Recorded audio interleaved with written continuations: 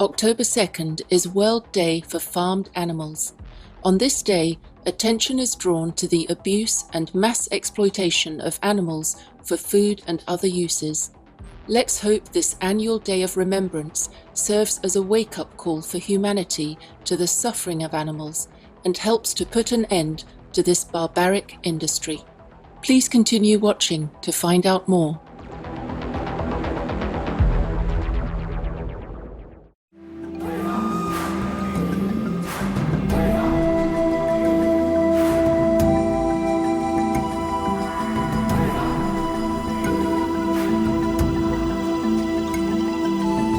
Kia ora.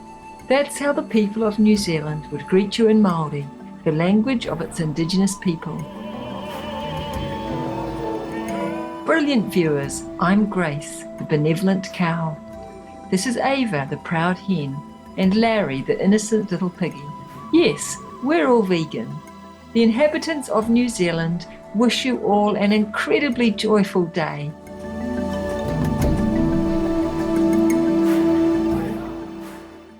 Welcome to our two-part show entitled World Day for Farmed Animals, the life all animals wish for, part 1 of 2.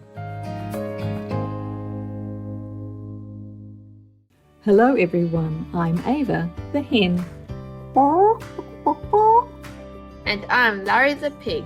We're so excited to meet you all. We are 3 animal friends who have been rescued from animal factories and adopted by a loving family here at this wonderful animal sanctuary. Today, October 2nd, is World Day for Farmed Animals. On this day, attention is drawn to the abuse and mass exploitation of animals for food and other uses. It is estimated that more than 70 billion cows, pigs, chickens, turkeys, and other innocent animals are raised and slaughtered each year. Let's hope this annual Day of Remembrance serves as a wake-up call for humanity to understand the suffering of these animals and help to put an end to this barbaric industry. These animals are all needlessly forced to endure tremendous pain, torment and death just to provide meat, eggs and dairy foods for humans. Food that makes them sick and makes us suffer. This is so wrong. We all feel so blessed to enjoy our freedom. As we mark this special occasion, World Day for Farmed Animals, here at the sanctuary, it's my wish that all our fellow animals around the world who are still tortured at the hands of the meat, egg and dairy industries can be freed and experience no more pain and suffering. Auntie Ava, are you okay? I can see some tears flowing down your cheeks. Oh, Larry, I'm just a little overcome with emotion, thinking back to my life at the egg factory. My chicken friends and I were crammed into cages, which were so small that we each had only about an area of an A4 sheet of paper to live on. I couldn't even flap my wings. I'll always remember the time when I was rescued. How lucky we are. Oh, I hope the rest of my fellow hens can be free, like me, one day. I'm so sorry to hear how you were treated, Ava. Auntie Grace and Auntie Ava, I'm young and have much to learn still. What exactly are animal factories? It sounds so terrifying. Sweet Larry, how blessed you are not to know much about these horrific places. Animal factories are large industrial operations where humans breed, raise and kill large numbers of animals to turn into food just to please their palates. Most of these animals never see the sun or the sky or feel the grass beneath their feet. They are kept prisoners for their entire lives, even though they have done nothing wrong. But why would humans do that to us? The entire purpose of the animal livestock industry is to turn animals into food as quickly and as cost-effectively as possible in order to maximize profits. Animals are treated simply as a commodity, like manufactured goods, while we endure unbearable agony and misery. As sentient beings, we should never be treated this way. I see. No wonder I was trapped in a cage, which was so small that I couldn't even turn around to see the faces of my neighbors. Now, for the first time in my life, I can actually stretch my legs and walk around. It feels so good. Me too, Larry. This is the first time that I can see the sky and enjoy some fresh air, but I worry about my friends back at the egg factory. Meanwhile, my fellow hens, who are raised for their meat and poultry factories, are imprisoned in overcrowded barns for their entire lives. Some poultry factories cram tens of thousands of birds into a single building. They are forced to eat, sleep, and go to the toilet all in the same place. This is not sanitary at all, and it makes them feel extremely stressed. Worse still, the food and water dispensers are slowly raised, so chickens that are too short or too weak to reach the food starve to death. And then their friends have to live among their dead bodies. That sounds awful, Auntie Ava. Yes, indeed. Do you know that growth-promoting antibiotics are widely used in these brutal systems? The poultry industry wants chickens to grow as quickly as possible, so they are fed these antibiotics to make them grow unnaturally fast. They grow to the size of adult birds when they are still young chickens, but their skeletons can't grow that fast. This causes them a lot of pain. Oh no! Animals fed with these drugs often suffer with lameness, weakened or broken bones, infections, and organ failure. How terrible! For too many of the animals, this pain lasts for their entire lives. As long as these animals are alive and can be sold for a profit, that is all they care about.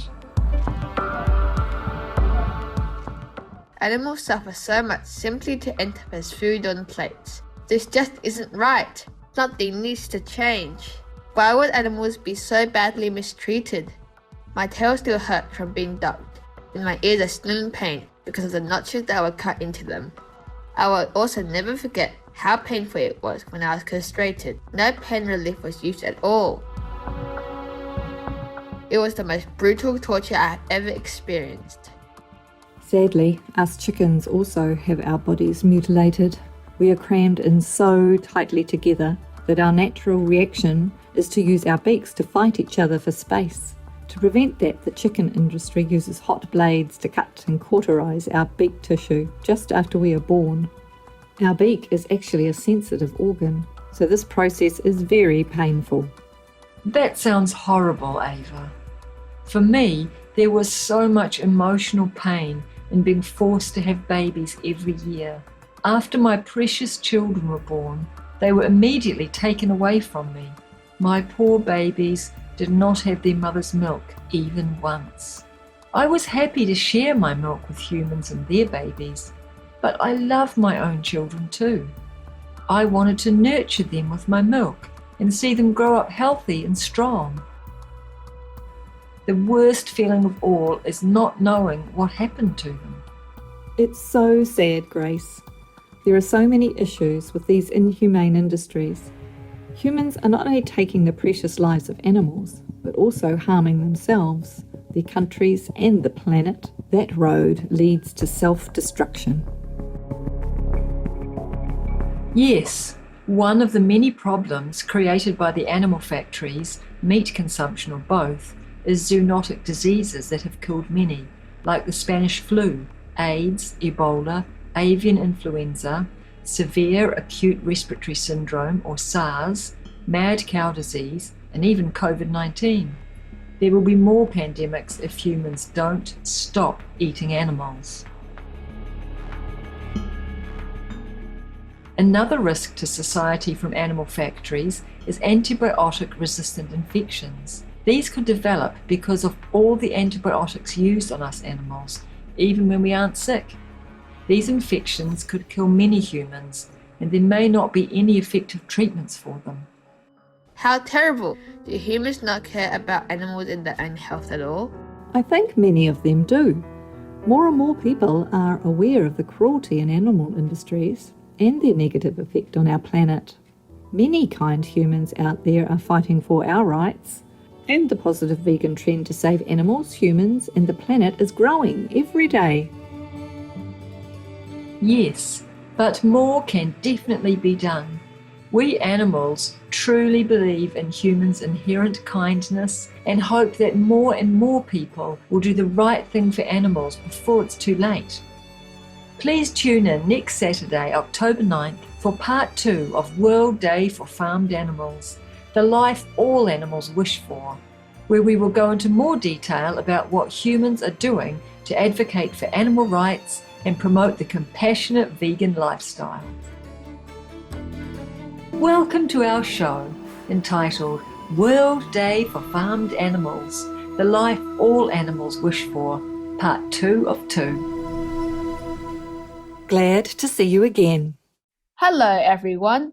As we mentioned in the last episode, we're gathered here to mark World Day for Farmed Animals, which takes place every October 2nd.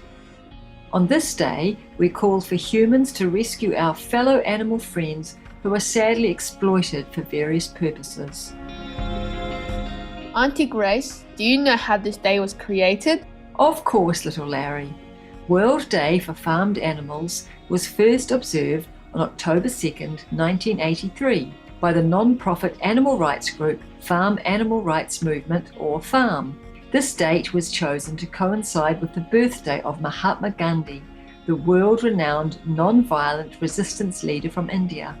The day serves as an annual reminder to expose the ugly truth behind the animal livestock, poultry, egg and dairy industries, and to better this world for our animal co-inhabitants. One of the purposes of this movement is to promote the compassionate vegan diet. I understand that World Day for Farmed Animals is held to draw attention to the plight of animals in meat processing factories. But what is actually done on this special day? Animal advocates throughout the world hold various activities to promote animal rights causes and veganism, such as distributing leaflets, screening videos on the negative impact of animal livestock raising, setting up information tables at festivals, holding group vigils at animal factories as a form of protest, and leveraging social media to foster awareness of this important issue. I'm really happy to hear that some of our human friends are taking action on our behalf. Could you please share some examples of noble humans advocating for animal rights? There are countless humans, organisations and government entities working towards this goal. One of them is the famous actor Joaquin Phoenix. Oh, he's an Oscar winner, right? Yes, he won an Oscar for Best Actor in 2020. He has teamed up with various organisations advocating against the exploitation of animals and has produced and narrated numerous documentaries about animal issues. I remember a recent event that went viral in which Joaquin made an impassioned plea for animal rights at his Oscar acceptance speech. That's right, Ava. Mr. Phoenix urged human beings to show more empathy. He stated that, "We feel entitled to artificially inseminate a cow, and when she gives birth, we steal her baby, even though her cries of anguish are unmistakable. And then we take her milk that's intended for her calf, and we put it in our coffee and our cereal." Grace, this example must be very personal to you. Indeed, what he said is all true. I was so touched when I saw Mr. Phoenix appear in an ad for PETA to promote veganism. He poses next to a chicken, along with the message, "We are all animals." Bravo, Joaquin Phoenix. Thank you for using your fame and influence to stand up for animal rights and encourage everyone to eat vegan food.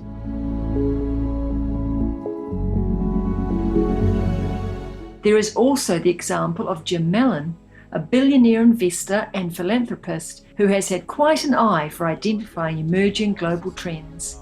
One of his latest observations is that the world is currently going through an agricultural revolution. Oh, what type of revolution? Mr. Mellon includes the animal industry in what he refers to as farming.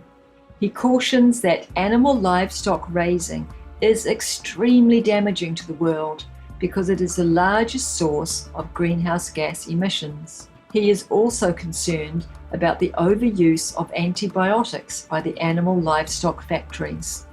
Mr. Mellon has made 3 predictions for the next 10 years. First, that dairy farms will shut down, as evidenced by the decline in demand for dairy products around the world. Also, half of the meat consumed will not be from animal livestock factories, but instead be either plant-based or cultured meat grown in laboratories. Finally, half of the world's fish consumed by humans will also be produced using these more ethical methods. I'm happy to hear that. I hope his predictions will be realized soon. Let's take a brief pause and pray for a vegan world. We will be right back. Please stay tuned to Supreme Master Television.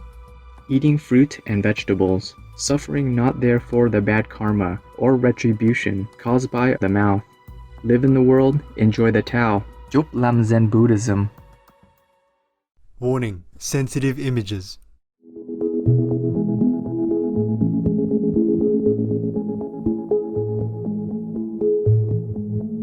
Welcome back to our program, World Day for Farmed Animals, the life all animals wish for, part 2 of 2 on Supreme Master Television.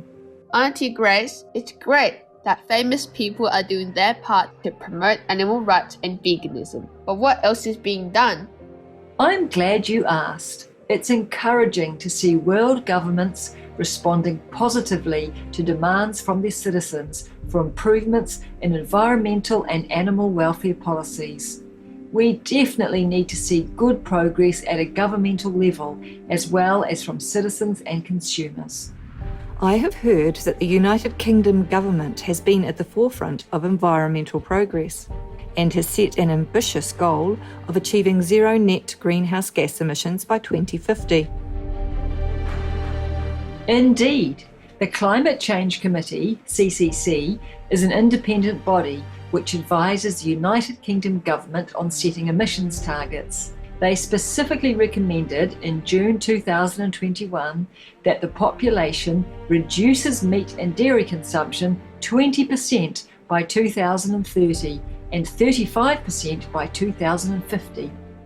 This is a good start, but let's hope the UK government and other governments can deliver on their promises to address climate change and even promote a vegan world to truly save our precious earth. That is very positive. Is there more being done to ease animals' pain, Grace? Yes, there certainly is, and it involves a recent event that's near and dear to our heart. On June 10, 2021, the European Parliament voted to ban the use of cages in animal factories within the European Union by 2027.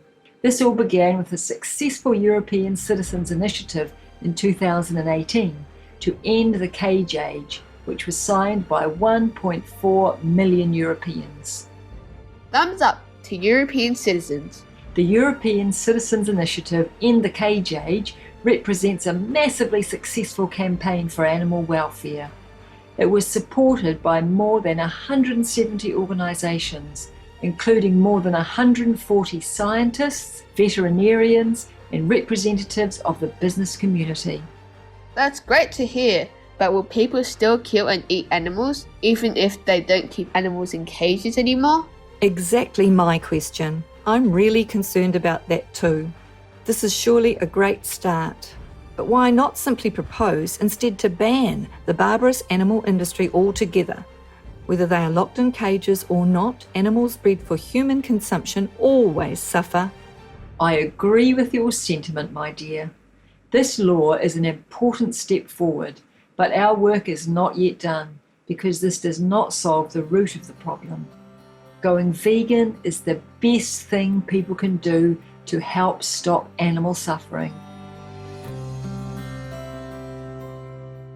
Supreme Master Ching Hai graciously urges people to be a hero and take bold actions for a vegan world, to save the animals from suffering, save humanity, and save the planet.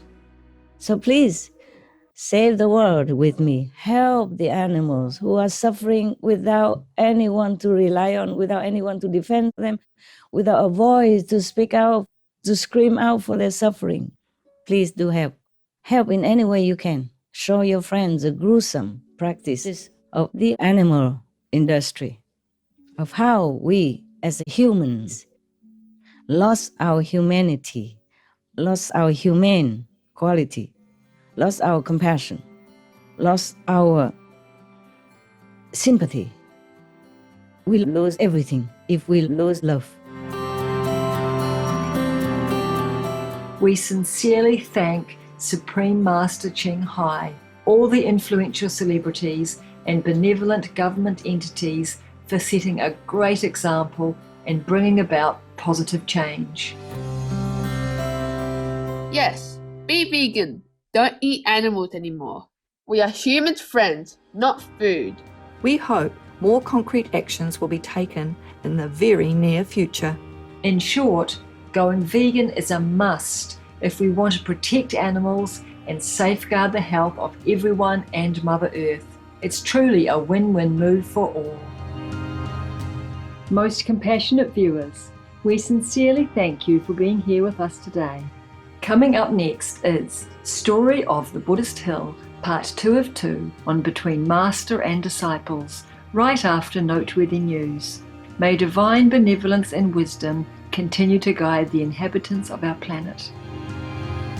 Vegan, because the children will suffer if we don't save this planet. Our programs offer many languages. Please visit suprememastertv.com/schedule and suprememastertv.com/AW. Nos programmes offrent plusieurs langues. Veuillez visiter suprememastertv.com/schedule et suprememastertv.com/AW. Nuestros programas ofrecen varios idiomas. Visiten suprememastertv.com/schedule y suprememastertv.com/AW. Acara kami menyediakan banyak bahasa.